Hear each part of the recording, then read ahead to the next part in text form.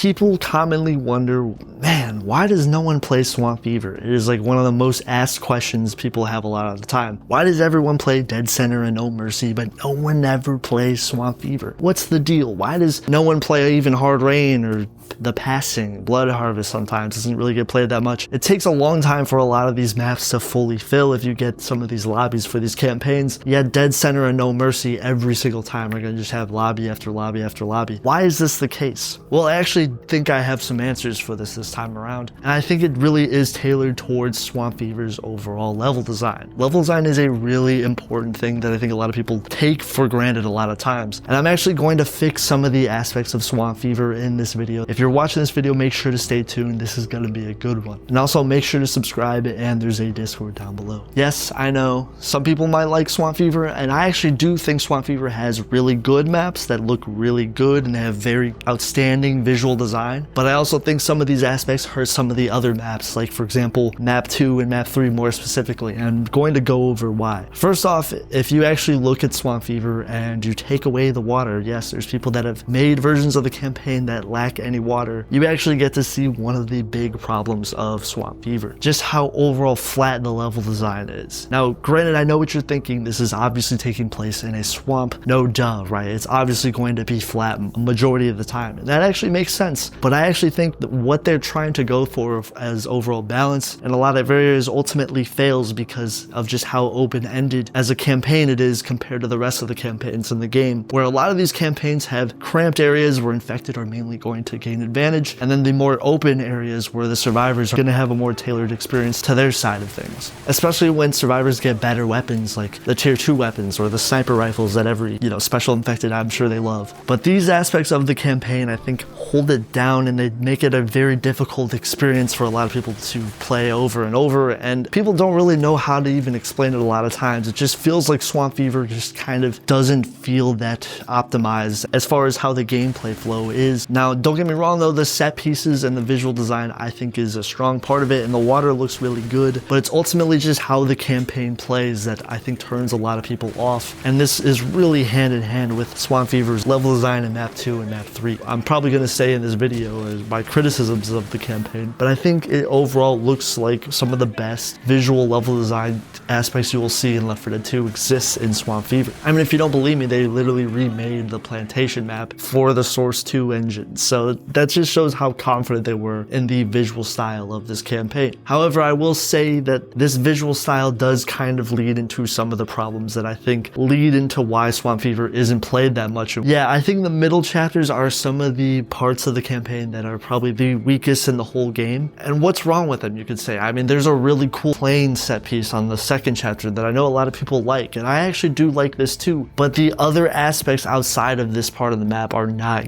good fundamentally from a level design standpoint. You see, one of the aspects that I brought up earlier about Swamp Fever was how flat everything is when you truly look at it. If you were to just remove the water from all of the Swamp Fever levels, you would see how flat and open everything is. So the water slowing the survivors down balances out why these areas are so flat and open. So yes, you do end up moving slow. They can't run as fast in the water, but the infected do have the advantage of they aren't slowed down in the water. So this makes them have more of an advantage when the survivors are in puddles of water that slow them down. However, not a lot of people like playing through levels like this. If you look at even The Passing and Hard Rain, not a lot of people play these campaigns, I think for a very similar reason, how the water sections tend to slow people down. But I think Swamp Fever, what it truly does bad is there is so many open areas in its level design. That's why a lot of these areas feel actually really easy for survivors, because infected don't have a lot of areas to spawn. So this makes a lot of the interactions have to be extremely committal. If you're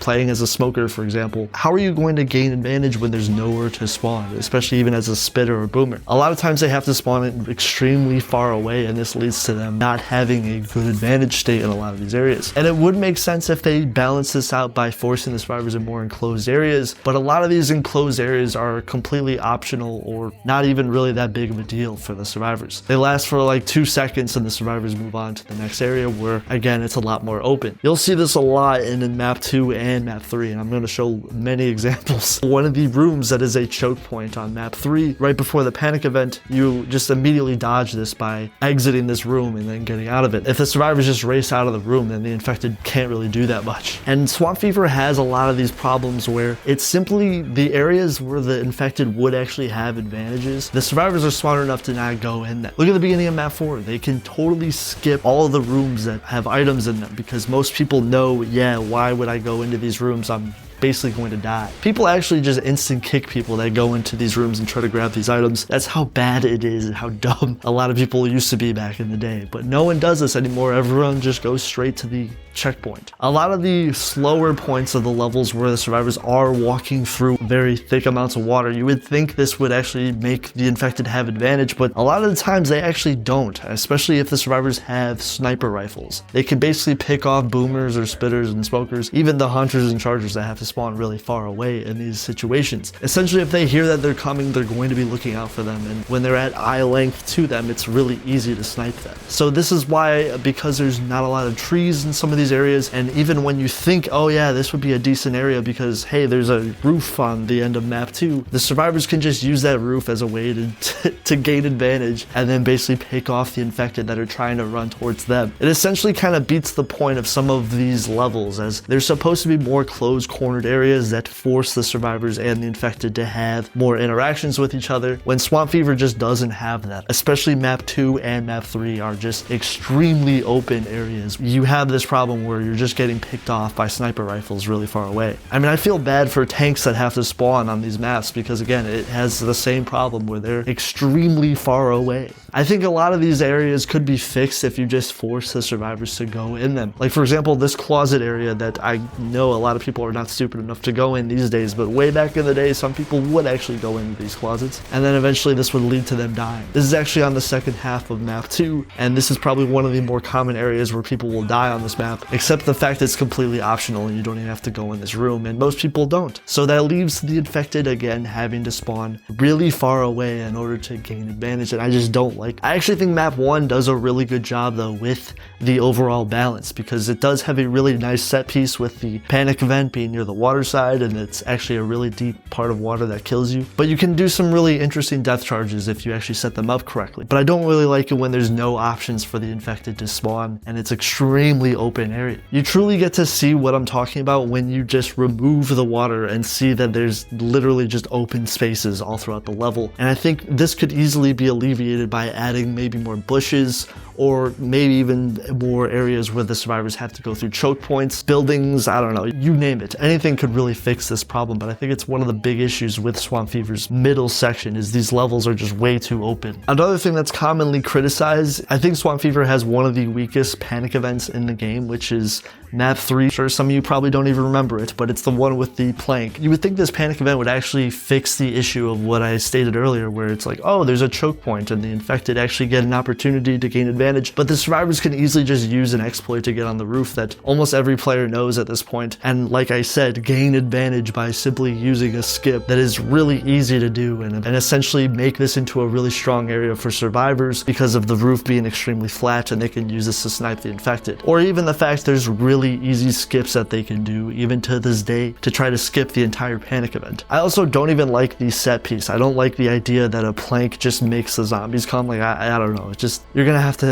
sell that on me a little bit more. I mean, gas station exploding, okay, nothing happens, but plank makes creaky noise. Everything goes, I don't know. I don't understand Left 4 Dead sometimes, okay? Just get with it. But I think the plank set piece could have been something completely different. I actually, you know, being a mapper myself, I've actually decided on even showing what these panic events could look like with better set pieces because I'm that much of a nerd. But I thought about some of the ways of making these levels have stronger panic events and alleviating some of the issues that I brought up. So here are some of the changes that I would actually make to Swamp Fever. Like, for example, for this panic event more specifically, I always wondered, why does Swamp Fever have such a big usage of the train car? boxcar, and trains aren't really a big part of the map. Apparently that was actually a scrapped element that was originally going to be part of the intro of the campaign, where you're basically going to get off a train to get into the campaign. I actually think using that set piece could actually make the panic event a little bit more interesting. Maybe you have to open a boxcar instead of, you know, moving a creaky plank, and maybe the boxcar moving makes a lot of noise. I don't know. I think that's way better than what is used currently, and that's just my opinion. It's really easy to just exit out of the more cramped portion of that event and then get back to the more advantage side of the map, which are the more open spots of it at the other side. So a lot of people just run through it, and then once they're in the more open area, they basically are going to make it out to the next level, because that's how hard it is to gain hits at that point. I mean, truly, if you think I'm like, you know, just saying this just to say this, just look at Swamp Fever's levels and look at how open they get at points. It really shows that the survivors have it really easy a majority of the time, especially in areas when you think they actually wouldn't. Most people are pretty much going to run through the areas where they're more cramped and try to actually gain advantage. I also think some of the areas, like for example the end of map 2, could be fixed by adding more buildings that maybe the survivors could go into, or maybe the buildings are nearby surrounding some of these areas where infected can actually spawn. For example, you know, hunters and smokers don't get sniped instantly at eye level. Or maybe add more bushes throughout the campaign to try to give the boomers and spitters more areas where they can spawn. And maybe it'd be interesting to add more interesting breakways or pathways that people don't normally go down. Like for example, in the beginning on map 4, it would be actually cool if it maybe forced the survivors to go into some of those dangerous rooms that I told you guys about earlier. Or maybe even this house that no one actually goes into. I actually never ever been in this house. I don't think anyone has, but there's actually some really interesting details, like for example some items that you can get in there that are actually pretty good that always spawn, and even some dead bodies that have items. No one ever goes in this area for whatever reason, but I think forcing it could actually make it a little bit more interesting. I mean, the beginning of map 4 is already pretty short, so I don't know who would be against this, in my opinion. Another thing that's interesting about Swamp Fever is it's one of the few campaigns that has 2 tanks on the finale, and I always thought that was an interesting way to spice up the finale to make it different from the other ones. If you didn't know, all the Left 4 Dead 2 finales were actually designed to have the finales be strictly different from all the ones in Left 4 Dead 1. Although this wasn't always the case most of the time, but the Swamp Fever finale, they added 2 tanks during the second phase, and this was actually a really unique thing. I'm sure they did this to try to add some variety though. I know some people say this is a pretty difficult finale for this reason, but I actually think this is one of the most well-designed finales. Despite how people might not like the rest of the campaign at points, I think this finale is actually incredible. It is really well designed, with the placement of all the foliage and the bushes in the courtyard. It really does make Left 4 Dead 2's engine shine, especially with its daytime effects, which Left 4 Dead 1 pretty much only had nighttime maps, so the fact that they made the daytime maps like Swamp Fever map 4 look really good. Maybe even if they had another daytime map, as, you know, I don't know, maybe it would have kept things a little bit more fresh. I know some people kind of get bored of the theme pretty quickly. I mean, you're essentially going through swamps throughout the entire campaign, and I know a lot of people, including myself, don't always think it's the most invigorating gameplay that you're normally going to get. But essentially for that reason, a lot of people just don't like playing these maps just because of how they're tailored towards their balance. And it really shows that level design actually goes hand in hand with overall how people are going to find these levels to be more interactive. If you, for example, compare these to No Mercy map 1 or Dead Center map 1, although I wouldn't say Dead Center map 1 is the most balanced map ever, but if you compare it to a lot of other maps that exist that are more popular, even Dead Air or Death Toll, they have more interactive elements and give the survivors more breathing room. Well, I think a lot of Swamp Fever, for example, doesn't really lend into that. Breathing rooms tend to be more of a factor of the campaign's design. I think adding more close cornered elements, people would actually enjoy playing them a little bit more, instead of, you know, getting headshotted from the other side of the map by a military sniper, which I know some people just can't take anymore. I also think map 1 does this well in strides. The panic event has houses where infected can actually spawn from. These sort of elements aren't really as prominent in the second and third maps of Swamp Fever, unfortunately. So for that reason, that's really why not a lot of people play Swamp Fever, in my opinion, is because of just the way it's designed. Unfortunately, I think this could have actually been alleviated by if they maybe added a balance patch where they, you know, for example, redesigned some of the elements of these maps where I feel like maybe needed a little bit more than others. I mean, they did it to Dark Carnival map 5 that had a similar problem, so maybe probably never would happen, but you never know. Maybe if they do a Left 4 Dead 3, maybe they go back to these maps and they think of honest content, okay? Essentially, people want to play maps that have a lot of interactions in them, and the survivors and the infected want an experience that is really tailored towards both teams. If you have one that is overly tailored to one side and then one that is overly tailored to the other one, people tend to not really play those maps. That's why Coldstream is, for example, not really played for similar reasons on just how infected balance it really is a lot of the time. It is like a really sweaty campaign. But also the fact that a lot of the water elements aren't really the most engaging elements of Left 4 Dead's gameplay. I think a lot of those elements also affect campaigns like Hard Rain as well, or even the passing.